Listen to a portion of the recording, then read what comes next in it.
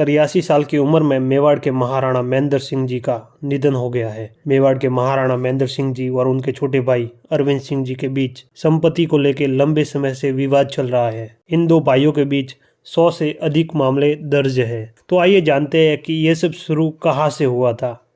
भारत आज़ादी से पहले मेवाड़ के अंतिम महाराणा भगवत सिंह जी और उनके बड़े पुत्र महेंद्र सिंह जी और छोटे पुत्र अरविंद सिंह जी थे। और भगवत सिंह जी जो थे बहुत शौक मौज वाले व्यक्तित्व के थे, इसलिए उन्होंने अपनी आवश्यकताओं की पूर्ति के लिए कुछ जमीनें और संपत्ति बेच दी, जिसके कारण उनके ज्येष्ठ पुत्र महेंद्र सिंह जी और भगवत सिंह जी के बीच अनबन होने लगी।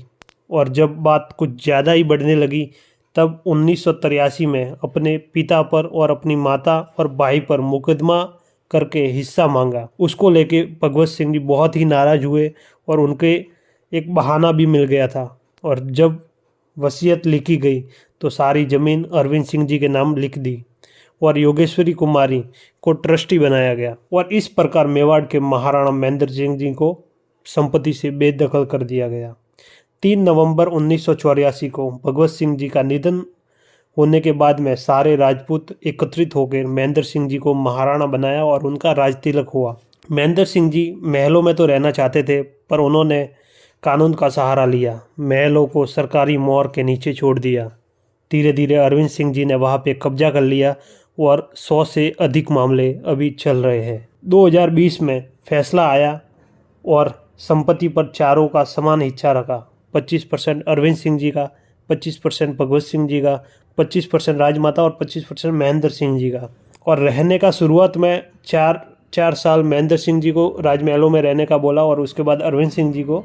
और इस फैसले के बाद अरविंद सिंह जी हाईकोर्ट गए और हाईकोर्ट ने एक बार फिर इस फैसले को रोक लगा दी। तब से संपत्ति पर अरविंद सिंह जी का कब्जा है और इनकी आय भी अधिक है। पर महेंद्र सिंह जी एक तरफ एक सामान्य जीवन जी रहे थे और सामौर बाग में रहते थे और अरविंद सिंह जी राजमहलों में समूह निवास में रहते थे। तो इस प्रकार कुछ ये मामला था और इस प्रकार अपने ज्येष्ठ पुत्र को संपत्ति से बेदखल कर दिया। तो महेंद्र सिंह जी ने आजीवन एक सामान्य जीवन यापित किया है और 2 दिन पहले इनका निधन हो गया है। तो इनको हम इनकी आत्मा को शांति मिले और भावपूर्ण श्रद्धांजलि।